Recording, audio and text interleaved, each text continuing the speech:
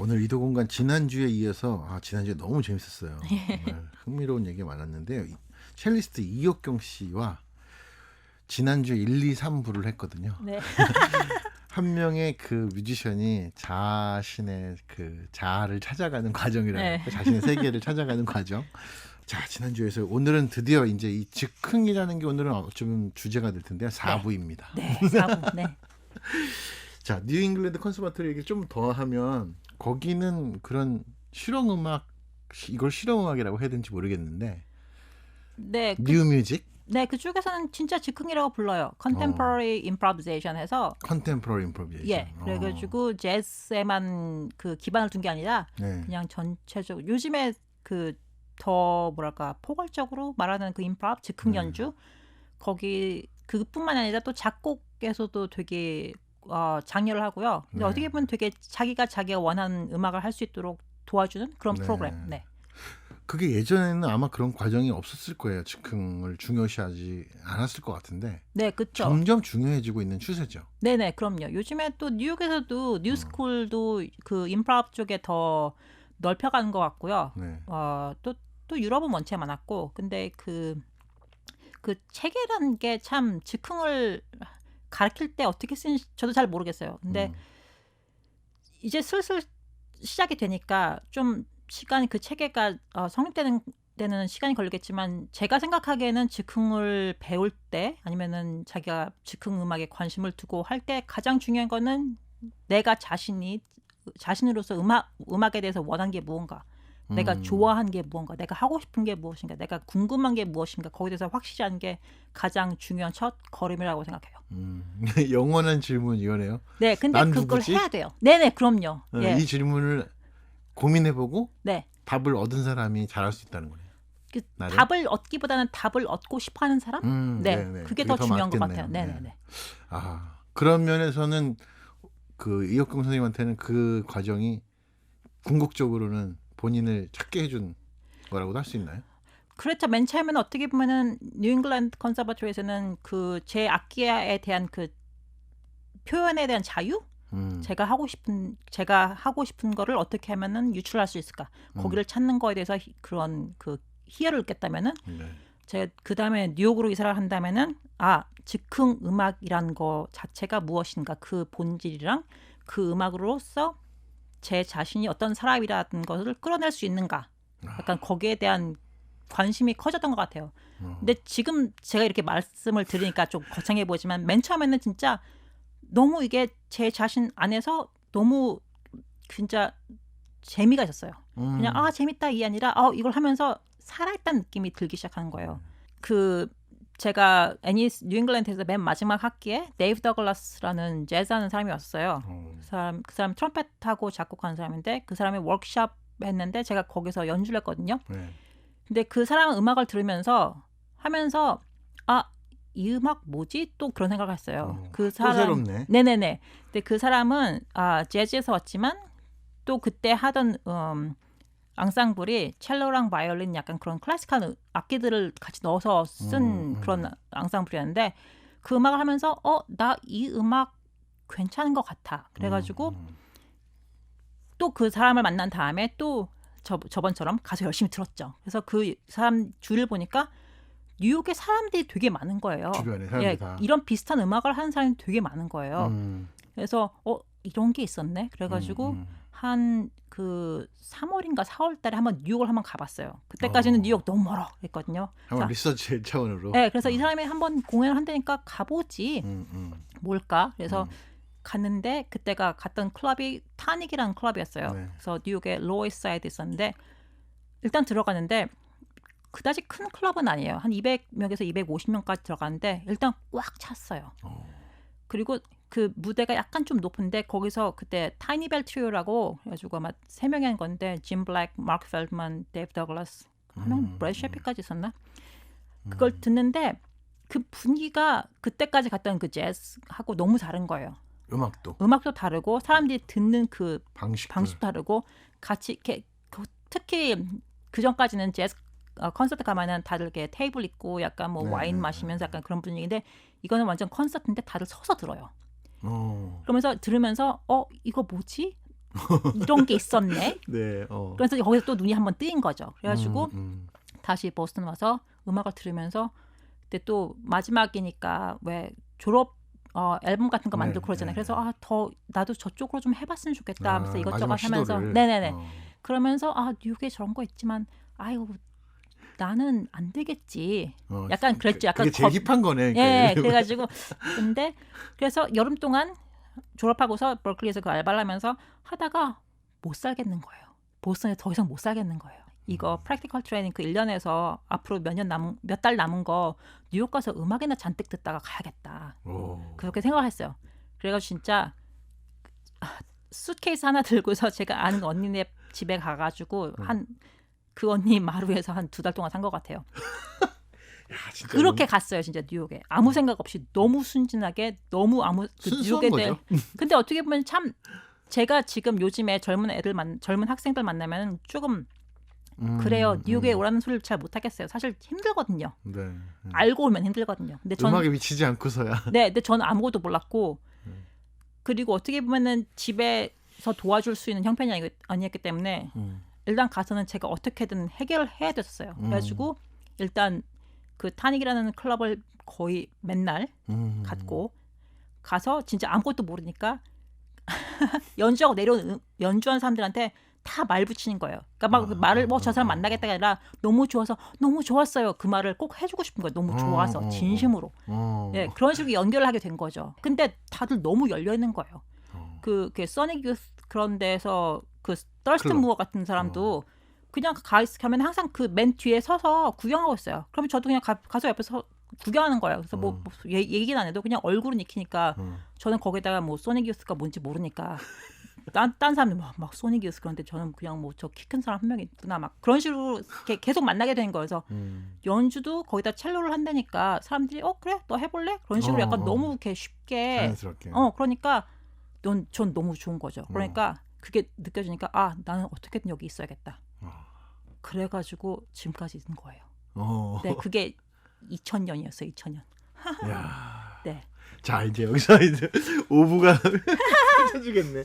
그럼 이제 프로 뮤지션으로서의 세계로서 이제 진짜 관객들을 위해서 또는 듣는 사람들 위해서 본인의 음악을 진짜로 하게 되는 경우가 이제 지금부터일 거 아니에요. 그렇죠. 이 오부 얘기를 듣기 전에 한 네. 곡을 듣고 자 그러면은 가장 뉴욕적인 앨범 음악이라 그럴까요? 그런 지금 본인이 동경하셔서 그 뉴욕으로 옮겼잖아요. 네.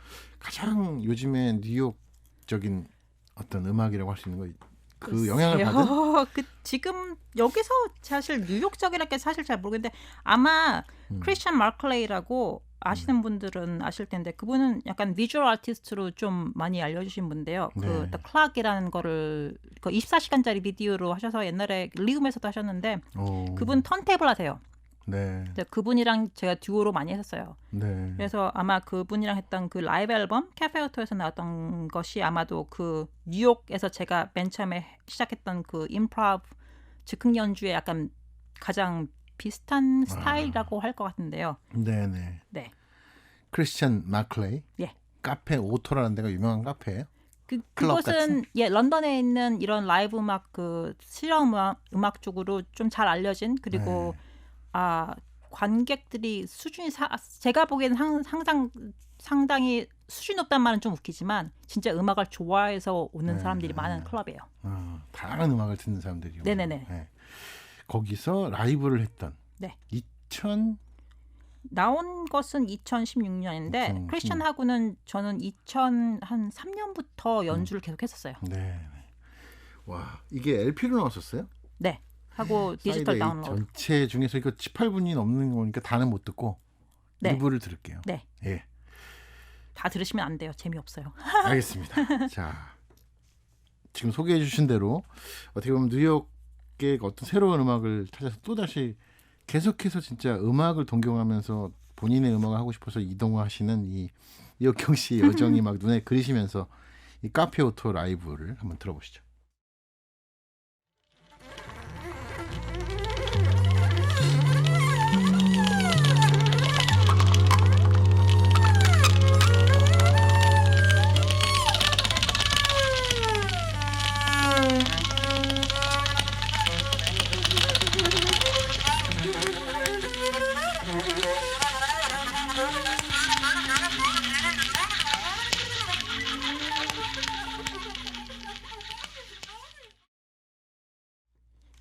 잠깐만 저희가 들어봤는데요. 18분이 넘는 네.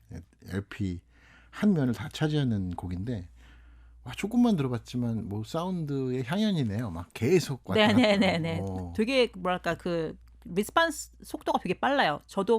저랑 특히 크리스찬을 할 때는 그 주고받는 속도가 되게 빨라서 재밌어요. 와, 그래서 약간 좀 어쨌든 게임하는 것 같은 잘 기분 통하는 들고요. 사람들 둘이 네네네. 그리고 근데 저는 가장 중요한 게 음. 뭐 어떤 음악인지 다 그렇겠지만 제가 무엇을 해도 받아줄 수 있는 사람 있잖아요.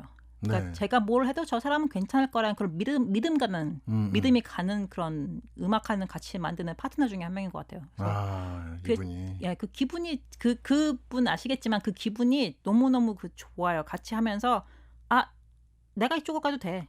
아니면 내가 저쪽으로 가려면 저 사람도 따라오든지 아니면 내가 간 방향에 대해서 어떻게 반응을 해주면은 네. 그걸 같이 이렇게 같이 만들어 나갈 수 있는 게 너무 그 편하고 뭐랄까 무섭지 않은. 네. 네, 그래서 좋은 것 같아요. 와, 그럼 고수예요, 진짜. 그렇게 할 수 있는 거는 정말 상대방을 읽으면서도 본인의 거를 거기다 이렇게 세계를 만들어가는 거잖아요, 새로운 세계를. 그렇죠. 그게 진짜 즉흥의 매력인 것 같아요. 네. 그게 진짜 어디로 어떻게 가자라는 걸 정해놓고 한 게 아니니까 그 순간순간 항상 그 판단을 해야 되잖아요. 네. 그러면서도 그 판단하면서 그 뭐라 그러죠? 한국말로는 밸류 저지먼트라서 이게 좋은 거 나쁜 게 아니라 아 저기로 가면은 뭐가 나올까? 아니면 저기로 가면 이렇게 되지 않을까라는 약간 그 추측을 하면서 약간 그 간다는 게 생각보다 저는 즉흥에 대해서 사람들이 말을 할 때 좀 전 궁금한 게 사실 그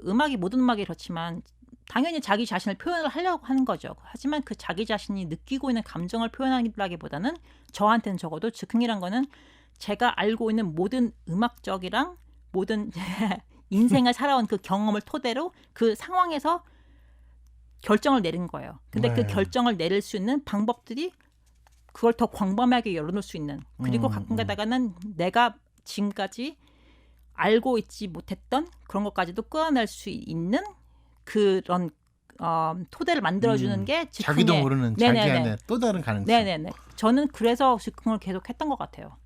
네. 그러면 옥경 씨도 연주하면서 오늘은 이런 게 나오네? 막 이럴 때가 있겠네요. 예. 저는 그럴 때 되게 많아요. 왜냐면은 사실 제가 하는 악기가 첼로라는 악기가 되게 어떻게 보면 전통이 되게 깊은 악기잖아요. 네. 어떻게 보면 어떤 분은 이렇게 해야 된다, 저렇게 해야 된다 그런 것도 벌써 어느 정도까지 성립이 되어 있는 악기고 저는 그 안에서 틀은 벗어났지만 그래도 일단 제가 하는 악기는 그런 전통에서 오기 때문에 그 안에서 그 기술들을 활용을 해서 제 거로 만들어내는 건데 어쩔 때는 제가 어떻게 이 소리를 만들어내고 있을 때 저는 제가 뭐를 하는지 알아요. 어쩔 때는. 근데 어쩔 때는 소리가 나는데 소리는 들리는데 이해를 못해요, 제가. 어떻게 이런 소리가 나는지. 그러니까 그러니까 여기서 어떻게 지금 이게 보이긴 하지만 네. 첼로 이렇게 할 때 가장 중요한 게 저한테는 활이거든요. 오른손. 네. 근데 오른손을 쓰는 방법이 어떻게 보면 되게 정통화된 방법인데, 방법 있죠. 그렇죠. 네. 근데 거기서 뭐를 어떻게 바꾸냐에 따라서 어느 만큼 바꾸냐 아니면 각도를 그렇게 바꾸냐에 대해서 되게 달라지는 변수가 많은데 그걸 갖다가 어쩔 때는 그걸 갖다가 내가 나오는 소리가 너무 좋은데 이걸 어떻게 유지를 하지? 그러면 그 상태에서 제가 이해를 해야 돼요.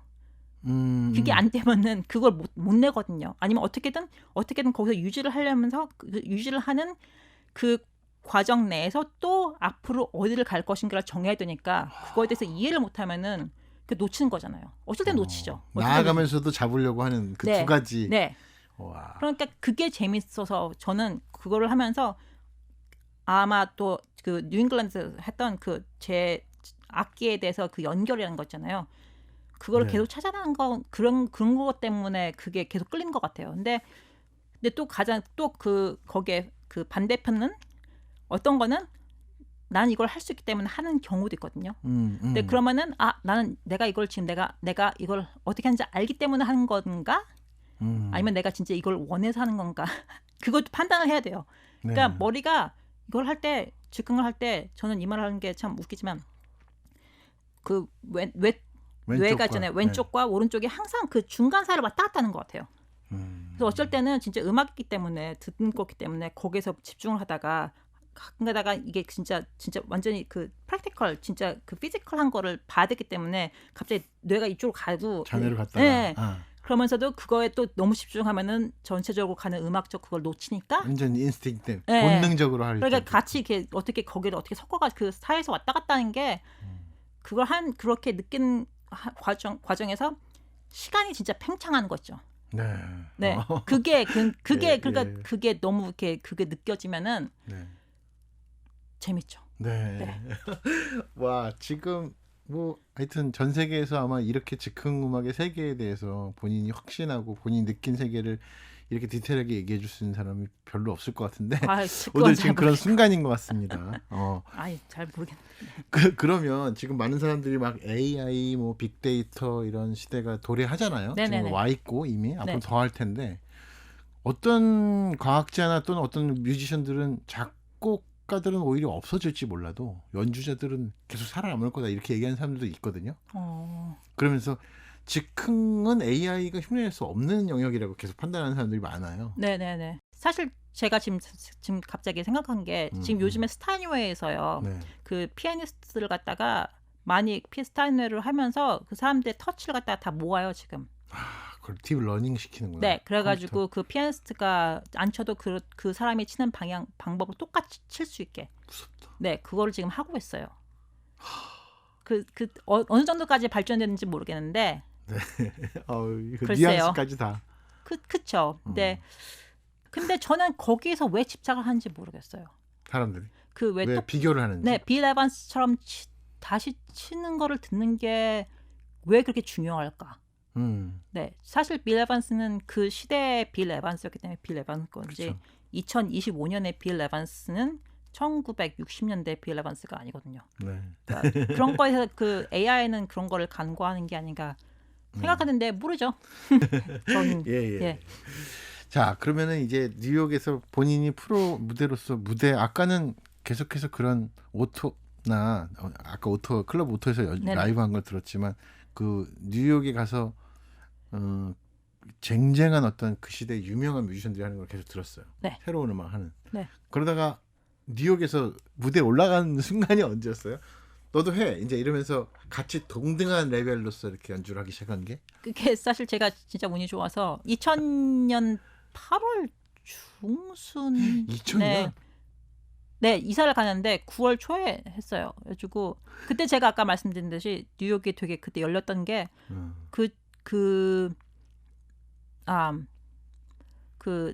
연주하는 사람들이 음악하는 사람들이 되게 열려 있고 그래 너도 해봐.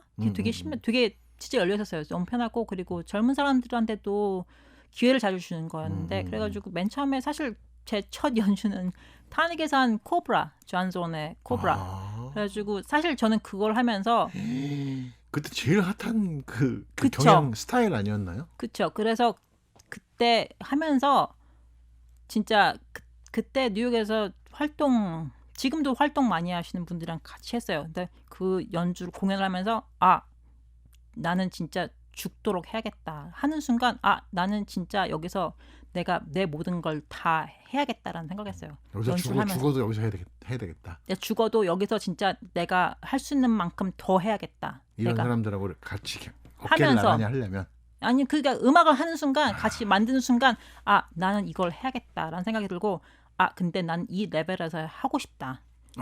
그 원체 그 레벨이 갑자기 탁 높아지면서 제 자신이 약간 던져진 느낌이 들면서 근데 난 이게 너무 좋아.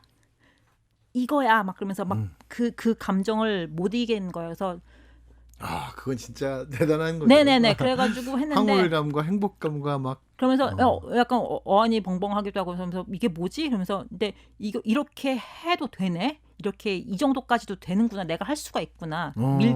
약간 밀쳐진다면 그런 내가 그런 그 상황에 주어진다면 그래서 해야겠다. 그래서 그렇게 했어요. 그래서 참 그렇게 코브라 시작해서 그다음에 또 부치 모리스라고 한국에도 한번 오셨던 분 같은데 그분은 컨덕션 하셨던 분인데 약간 임프로브를 갖다가 즉흥 연주를 갖다가 컨덕팅이랑 같이 결부하신 분인데 이게 사인이랑 사인이랑 큐랑 그런 걸 섞어서 즉흥 연주자들을 같이 모아서 계속 연주를 많이 하신 분인데 그래요? 그분하고도 2000년 12월에 했어요. 그 스코링도 하고 그러니까 스코링은 라이브로 손 제스처로. 악보로만.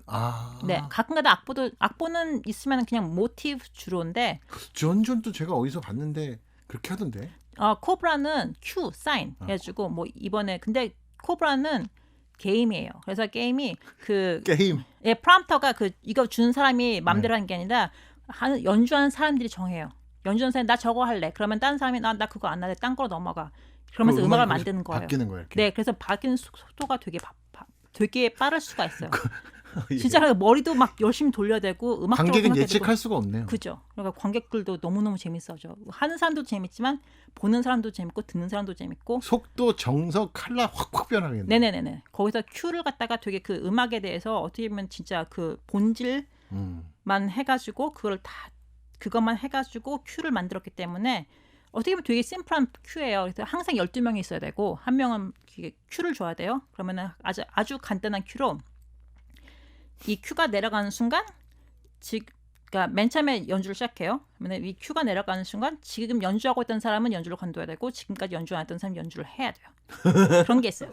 그런가 근데 그게 항상 5초 만에 한 번씩 바뀔 수도 있어요. 어쨌든 2초 만에 한 번씩도 바뀔 수 있고. 그 사람이 지휘자 같은 그런 어떤 디렉터가 존존이었던 거예요. 네. 그 코브라 팀은. 근데 코브라는 존존의 작품이고 네. 76년에 쓴 작품이고. 네. 네. 근데 그 가장 다른 점은 그 연주한 사람이 정한다는 거죠. 우리 저기 가자. 이거 하자.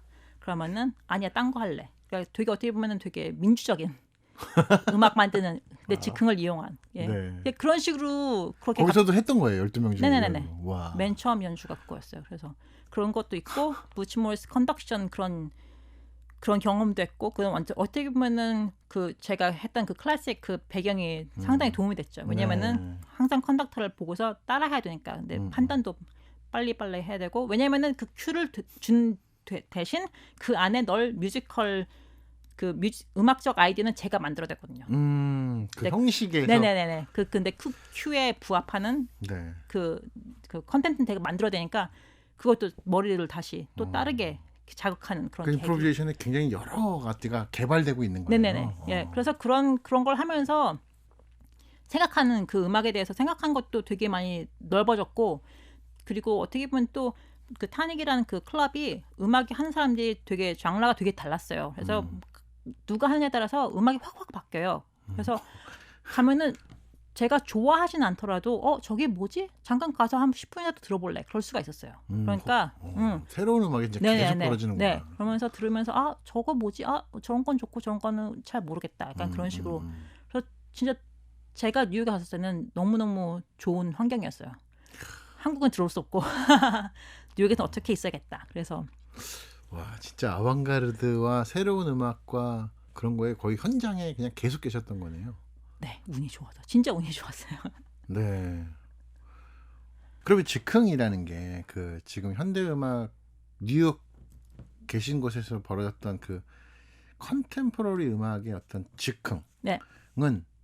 그게 새로운 음악의 가능성으로서 지금 무한히 막 이렇게 여러 가지가 발생되고 있고 그게 새로운 음악의 굉장히 중요한 키워드가 될까요? 제 생각에는 네. 벌써 되고 있었어요. 어떻게 보면은 저는 참 임프로비제이션이라는 게 참 희한한 게요. 사실 그 뉴욕에서만 된 게 아니라 뉴욕에서도 한 80년대 초부터 그렇게 이런 어떻게 보면은 더 다양한 음악 장르에서 왔던 사람들이 즉흥이란 거를 매개로 해서 같이 모여서 약간 씬을 만들고 거기서 음악을 발전시켰다면은 영국에서는 또 70년대 그때부터 벌써 임프로브라는 거에서 거기는 되려 프리 임프로브라는 거에서 가장 더 전통적인 의미로 그게 벌써 성장을 하고 있어요. 데렉 베일리 아니면 에반 파커 그런 사람들, AMM 그런 사람들이 또 이렇게 더 어떻게 보면은 전혀 장르하고는 더 관계가 없이 프리 임프로브 그쪽을 더 발전시켰고요. 유럽에서는 어떻게 보면은 더 뉴 뮤직, 그러니까 프리 재즈는 그 전쟁 후에요. 그 60년대부터 그 사람들이 미국에서 온 재즈의 영향을 받아서 거기서 약간 프리 재즈로 파생이 되면서 유러피안 프리 재즈가 아메리칸 프리 재즈에 이렇게 약간 대답한다듯이 약간 자기네들만의 그런 식으로 해서 프리 재즈에서 브로츠만 뭐 한 베닝 그런 식으로 또 60년대 말부터 그때 또 유럽에서는 60년대 말에 항상 그 60 그 세대가 있잖아요. 네. 그래서 거기서 되게 아방가르드 그쪽에 되게 됐고 약간 ECM 레이블에서 수용하고 있는 살짝. 예, 맨 처음에 네. 그러다가 또 좀 더 가면서 그 전에도 벌써 있었겠지만 뉴뮤직, 클래시컬 뮤직에서도 약간 즉흥에 대한 네. 예 그리고 또 그러니까 되게 그 여기저기서 약간 뭐랄까 같이 자라나고 있었는데 그 지역마다 확실히 그 약간 좀 다른 특색이 있었던 거죠. 근데 지금에 와서는 어떻게 보면 임프로브 즉흥이란 거는 이제 드디어 벌써 학국 쪽에서 연구가 될 대상이 되었다면은 벌써 그 어떻게 보면은 그 가장 활발했던 시기는 어떻게 보면은 좀 지- 지난? 지났다기보다는 그 펼쳐졌다는 느낌? 거기다가 또 이제 음악을 공유하는 방식이 다르잖아요. 네. 그래가지고 뭐 항상 뉴욕에 가가지고 들어든 게 아니잖아요. 네. 특히 뭐 듣는 사람들이 많으니까 또 거기다가 DIY 그런 식으로 하는 사람들도 많고 또 락클럽 같은 거에서도 한 사람 이렇게 여러 종류가 더 다양해진 것 같아요. 네. 그래서 그 말한 그 어떻게 보면 정점이란 게 어떻게 보면 가장 많다는 게 아니라 어떻게 보면 그게 가장 그 약간 체계화돼서 무브먼트처럼 딱 올라갔다가 지금은 그게 아니라 다른 식으로 변형됐다고. 그래서 근데 한국에서는 아직 그거를 안 거쳤기 때문에 근데 그게 모르겠어요. 근데 네, 사실 말해서 네, 이 전통 그 임프로브라는 게 체계적으로 가르칠 수 있는 건지는 잘 모르겠기 때문에 네. 그게 다 다른 데서 다 올게닉하게 됐으니까. 네. 네. 알겠습니다. 그러니까 굉장히 한편으로는 뭐랄까 스피리추얼한 부분이 있죠. 그렇다고 저는 생각하죠. 네. 네. 그러니까 그 순간에 뭐 잡생각하면은 안 되잖아요.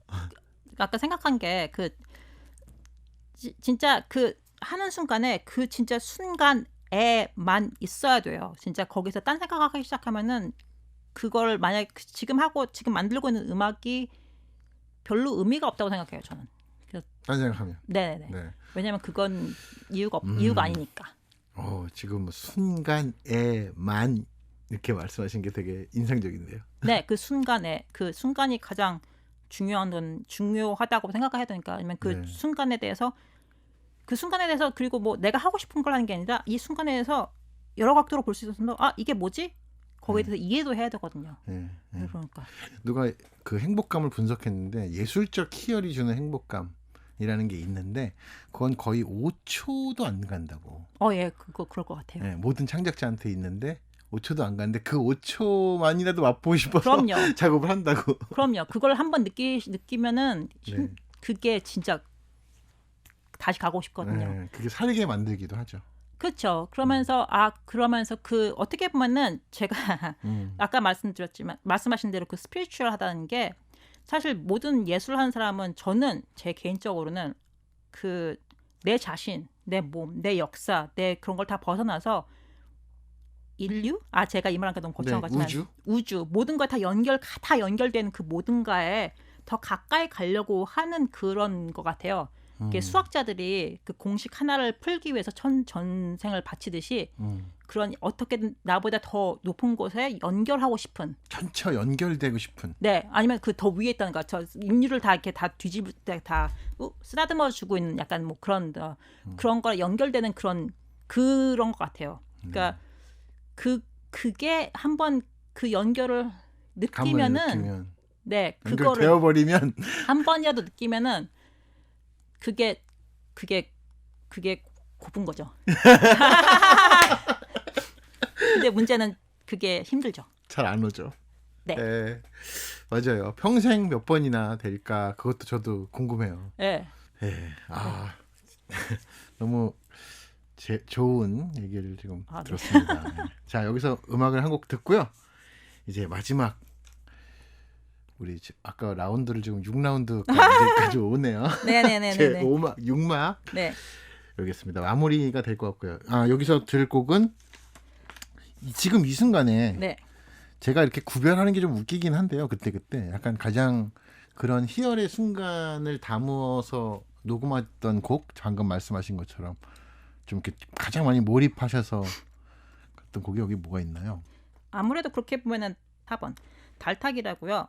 달타기. 네. 오, 노르웨이에서 녹음한 첼로 솔로 라이브 앨범이네요. 네, 이것도 라이브인데요. 스튜디오에서?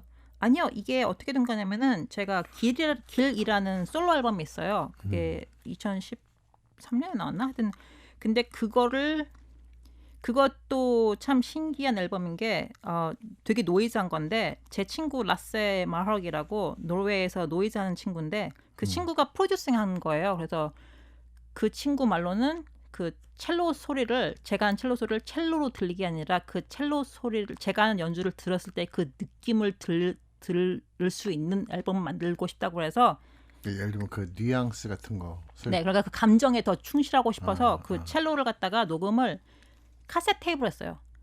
그래가지고 소리가 되게 애널로그한데 걔는 그 친구는 노이즈한 친구라서 자기가 진짜 순전히 그 뭐 녹음하는 그 되게 단순하게 마이크라든가 뭐 개인 같은 거 해가지고 소리가 되게 다양해요. 그래서 저한테는 되게 소중한 앨범인데 그 앨범을 릴리즈를 기념하는 것을 그래서 오슬로에서 노르웨이에서 기념 연주로. 네, 근데 그게 한국에서는 모졸레움이라고 하는데 한국에서는 그 뭐라고 해서 사당 같은 건가요? 사당? 이렇게 죽은 사람을 기려서 만든 추념관? 약간 네, 그런 분위기인데. 네. 추모관. 네네네. 추모관. 추모관 그런 분위기 그런 곳인데요. 그 오슬로에 그런 곳이 한 군데가 있어요. 미겔란드라고 그 오슬로에서 가장 유명한 그 스컬프처 파크가 있는데 그 사람의 동생인가 형인데. 조각공원. 네네. 그 조각공원을 만든 사람의 형인 것 같아. 그 사람이 자기를 위해서 만든. 근데 되게 분위기가 되게 희한해요. 그래서 항상 신기한 데인데 가장 중요한 요소는 거기에 리버브가 18초인가 그래요. 그래서 관중은 항상 20명. 네. 그래서 18초 딜레이 리버브를 가지고서 연주를 했어요. 그래서 네, 그 제 친구들을 위해서 릴리즈 파티로 스페셜 노르웨이 그때 친구 많았거든요. 지금도 많지만 그래서 걔네들 그 친구들만 초청해서 18초 리버브를 가지고 연주했어요. 근데 너무 신기한 거는 어쩔 때는 제가 말을 해도 옆에 있는 사람이 못 들어요. 소리가 너무 리버브가 너무 심하니까. 네. 그래서 그거를 갖다가 들으면서 했기 때문에 아마 몰입은 되게 많이 해야 되지 않았을까. 네. 그 길게 음이 써 있으면 그게 더 이렇게 많은 생각할 거리를 줄 것 같아요. 그렇죠. 그렇죠. 그리고 돌아올 때 들려온 것도 되게 어떻게 보면은 다르니까 거기다가 그 반응도 해야 되고 그걸 갖다가 또 어떻게 가장 효과적으로 쓸 수 있을까 그런 것도 해야 되니까. 네. 라이브 굉장히 오래 길게 하셨네요. 이거 41분 44초짜리 음악이라고 돼 있는데. 네, 그게 아마 셋 2개 중에 한 개일 거예요. 네. 네. 자, 그 중에서 우리는 오늘 역시 일부분만 들어보겠습니다. 2018년에 발매한 달타기 네. 중에서 일부입니다.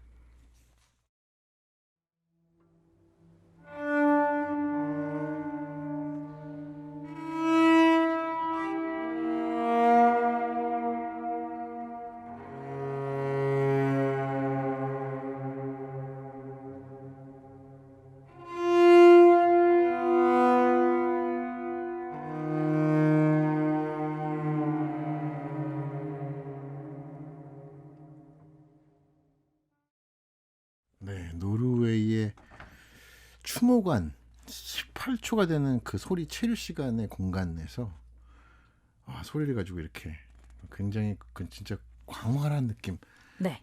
진짜 우주로 확대되는 것 같은 느낌이 있네요. 예, 붕붕 떠 있었던 것 같아요. 하면서. 기분. 네, 왜냐면 저는 항상 눈을 감고 하거든요. 네, 진짜 떠 있는 것 같았어요. 네. 지금 들으신 것은 달타기. 네. 네. 노르웨이의 추모관에서 녹음한 네. 앨범이었습니다. 자, 이제 마지막 연준 그 질문이 될 것 같아요. 네. 그 요즘에 이제 막 이렇게 막 코로나 때문에 한국에 오게 되시고 또 한국에 왔을 때 이렇게 오래 머물게 되는 그렇죠. 어떻게 보면 강제로 그다음에 지금 뭐 공연 예술가들은 다 지금 굉장히 우울해요, 사실은. 그렇겠죠. 다 취소되고. 네네네, 막막하죠. 예, 또 더 그런 것은 예견할 수 없다는 거. 내년도 어떻게 될지 모르고 뭐 이런 것들이 거의 마찬가지시죠. 네, 그럼요. 네. 연주 엄청 많이 취소되시죠. 예, 뭐 이번 가을은 뭐 여름 가을은 다 취소됐고 내년에도 지금 확답을 하기가 힘든 것 같아요. 그래서 아직도 상황이 항상 바뀌니까 독일 같은 경우도 저도 오늘 친구한테 이메일 받았는데 다시 이번에 저희 코로나의 세컨 웨이브라고 네, 2차. 네, 그렇다고 2차 했다고. 팬데믹 온다. 네네네. 그러니까 앞으로도 그 여행하는 게 상당히 힘들어질 거예요. 네. 네. 이런 시기에 오히려 뭔가 이렇게 다시 생각해보게 되는 게 있으신가요? 예, 그러면요. 어떻게 보면은 이렇게 쉬어가는 게 나쁘지는 않다고 생각해요. 왜냐면은 항상 음악을 하면서 특히 이게 직업이 되면서 좀 어쩔 땐 힘든 게 항상 계속 해야 된다는 네, 맞아요. 항상 창조해야 된다는 약간 그런 강박관념도 있고요. 저 같은 경우는 제가 지금까지 했던 거에서 진짜 불필요했던 게 무엇인가 그런 걸 생각해보고 또 최근에 하도 정치적 그런 게 너무 양극화됐고 그러니까 미국이. 예, 미국도 전 세계적으로 많잖아요. 사실 많이 보이잖아요. 사람들이 어디서 진짜 맞아요. 참 불이익에 묘해요. 그러니까 사실 어떻게 보면은 되게 앱스트랙한 건데 이런 실험음악이라는 게 이런 음악과 진짜 우리가 살아가고 있는 사회 이 세상이랑 어떻게 연결이 돼 있는 건가 진짜 의미가 무엇인가 그걸 생각을 안 할 수가 없어요. 네. 사실 어떻게 보면은 지금까지는 음악을 제가 하면서 나는 이게 진짜 내가 이게 살아있는 이유니까 나를 살아있는 걸 느끼게 해주니까 했지만 그렇게 많은 사람들이 고통스러운 시간을 지낼 때 그게 어느 정도까지 그게 정당화될 수 있나 그걸 위해서만 음악을 만든다는 게 그리고 사실 저도 제 개인적으로 정치적인 그런 게 있는 사람인데 사실 이런 음악을 하는데 그게 어떻게 반영이 될까 만약에 사실 요즘에는 참 듣는 게 사실 가사가 있는 음악을 들으면 사실 전달이 훨씬 빠르잖아요. 네. 근데 나도 그런 걸 할 수 있으면 좋을 텐데 어떻게 할까 그런 생각도 하고 해서 여러 가지 생각을 하게 되죠. 근데 그거는 뭐 앞으로 계속 풀어나갈 때 숙제니까. 네. 근데 어떻게 보면 참 특이한 상황이고 네. 어떻게 보면은 많이 내려놓을 수 있는 그런 기회인 것 같기도 하고. 내려놓을 수 있는. 네. 그리고 또 음악이란 것 자체도 사실 저는 이게 항상 뒤돌아볼 수 있는 기회는 좋은 거라고 생각해요. 네. 그래가지고 근데 문제는 이제 여기서 좀 너무 부정적으로 안 되려고 좀 더 노력을 해야 되는데 네. 예, 좀 요즘에 와서는 한국은 참 좋긴 좋은데 어쩔 때는 조금 아니해줘도 되는가 아니야. 어떻게 보면 사실 나사가 풀어지는 거예요. 예, 약간 그런 기분이 조금 있어요 지금. 그래가지고 저도 이 인터뷰를 계기로 조금 더 노력을 좀 더 해서 더 방향을 좀 더 잡아야겠다 그런 생각도 하고. 감사합니다. 네네네. 이런 기회가 있어야죠 저도. 네. 네. 네네. 그러면은 혹시 새로운 아이디어랄까요? 이런 건 한번 시도해봐야 되겠다. 네. 이렇게 좀 원치 않는 이렇게 쉬게 되는 시기에 이런 거 좀 해봐야 되겠는데 오히려 이런 건 생각해보지 못했던 건데 이런 음악을 네. 한번 해보고 싶다거나 그런 아이디어나 어떤 그런 생각이 떠오르신 게 있으신지. 예, 저는 최근에 가장 하고 싶은 게 진짜 박자? 네, 박자만 있는 음악 하고 싶어요. 첼로로. 잘 모르겠어요. 작곡을 하든. 네. 요즘에 첼로에 대해서 잘 모르겠어요. 왜냐면은 첼로가 지난 20년 동안 하면서 어떻게 보면은 제가 하는 연주가 제가 하는 음악에 대해서 어떻게 보면 기정화된 사실? 네, 사람들이 벌써 너무 예측할 수 있는 그런 사운드가 됐거든요. 그래서 거기서 벗어나고 싶어서 그거를 어떻게 벗어날까 생각 중인데 어쩔 때는 연주를 그냥 아예 안 하면 어떨까 그런 생각도 하고요. 작곡가로만? 예, 그런 생각도 하고 근데 모르죠. 근데 네. 연주를 하면 또 연주를 하면서 거기서 느껴지는 건 또 다르니까. 근데 지금은 그럴 수 있는 기회가 없으니까. 그래서 그냥 생각만 하는데 예, 그냥 빛 같은 거 그런 거 생각해서 만들어 보고 싶기도 하고. 네, 생각은. 그 비트 같은 걸 만들어 보고 싶다는 것은 약간 디지털적인 거예요? 전자적인 거예요? 아니면은 아날로그까지 다 포함해서? 전 아날로그 지금 못해요. 그래서 아마 제가 하면은 거의 디지털로 할까 생각 중이에요. 근데 모르겠어요. 항상 머리에서 생각하는 거를 갖다가 내보면은 다르잖아요. 항상. 네. 그래서 일단 해봐야지 알겠죠. 알겠습니다. 해봐야죠. 기대되고요.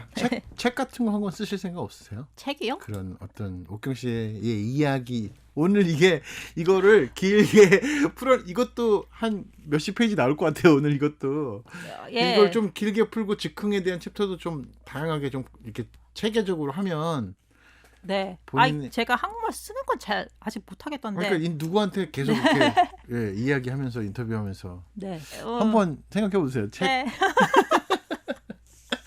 자, 지난주하고 이번 주에 두 주에 걸쳐서 이옥경 선생님하고 정말 재밌는 이야기, 그 삶의 이야기부터 시작해서 그 즉흥 음악에 대한 어떤 이야기, 그리고 이러한 시기를 맞아서 또 새롭게 미래의 어떤 새로운 음악이 기대되는 그런 아티스트입니다. 자, 우리나라도 좀 이렇게 앞으로 머물지만 마시고 예. 활동도 좀 많이 기대하겠습니다. 그러면은 좋죠. 저도. 네. 자, 여러분 많이 이옥경 씨의 앞으로의 행보를 기대해 주시고요. 오늘 마지막 곡으로 뭘 들을까요? 저는 철꽃새를 들어보고 싶은데요. 네. 제가 어떻게 보면은 아까 말씀드렸던 그 노래 있잖아요. 어떻게 네. 보면 노래에 가장 가까운 작품이 아닐까.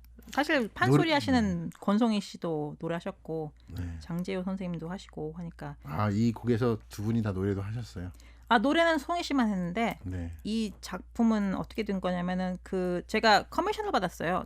저희 독일에 있는 도나야 슌겐이라고 약간 뉴뮤직 그런 그 네네네. 페스티벌인데 유명한 페스티벌이죠. 네, 거기서 커미션 받아가지고 근데 저는 너무너무 감동이었던 게 아무거나 하라요. 그 예산 안에서만 하고 싶은 건 다 해도 된다고 해가지고 그래? 그래가지고 그 송희 씨랑 재호 선생님 그리고 존 부처, 존 에드워즈는 영국에서 진짜 프리 임프로브로 저랑 많이 했던 분들 라세 아까 말했던 그 일렉트로닉스 하는 노이즈 하는 노르웨이 친구 그리고 체스 스미스라고는 그 재즈랑 약간 락 같은 그런 쪽에서 많이 하는 친구 그렇게 다 같이 모았어요. 네. 그래가지고 어떻게 보면 되게 다른 친구들인데 모아서 음악을 한번 만들어보자. 그래서 리허설 할 시간도 한 4일 정도 같이 리허설하고 공연을 만든 그런. 근데 가장 전 감동적이었던 게 사실 어떻게 보면 이분들은 다 저만 보고 오신 거거든요. 네. 왜냐면은 존 에드워즈나 존 부처 같은 그런 분들은 남들 음악 잘 안 하는 분이고 다 즉흥만 하시는 분이니까. 그런데 다 저를 믿고서 제가 그 리허설하는 도중에 그 막힌 부분이 있었어요. 한번 이렇게 연주 막 하다가 여기서 저길 갈까 어떻게 갈까 막 근데 막혔어요. 그래가지고 저 혼자 막 고민한다고 그분들 다 서 있는데 앞에 앉아가지고 잠깐만 했어요. 그래서 잠깐만 5분만 그리고 머리를 쥐어 싸고 있었는데 딱 갑자기 머리를 딱 들었어요. 그러니까 다들 진짜 저를 그냥 기다려주고 있는 거예요. 근데 기다려주는 게 그래 믿어줄게. 신뢰가 이렇게 있습니다. 그때 느껴지니까 나는 진짜 내가 지금까지 그때 처음으로 느껴본 그 모든 사람한테 받는 그 신뢰. 이런 사람들이랑 음악을 만드는 게 진짜 가장 행복한 거구나. 그래서 그때 진짜 감동 많이 했어요. 예. 옥경 씨에게 그 내가 제대로 살아왔구나 행복감을 안겨준 철꽃새 여기에는 우리 소리 하시는 권성희 씨하고 네. 타악기를 하셨나요, 장지호 씨가? 네네네. 네, 다 함께 하셨네요. 이 곡 들으면서 보내드리기는 싫지만 보내드리겠습니다. 앞으로 활동 기대하겠습니다. 불러주셔서 너무 감사합니다. 네.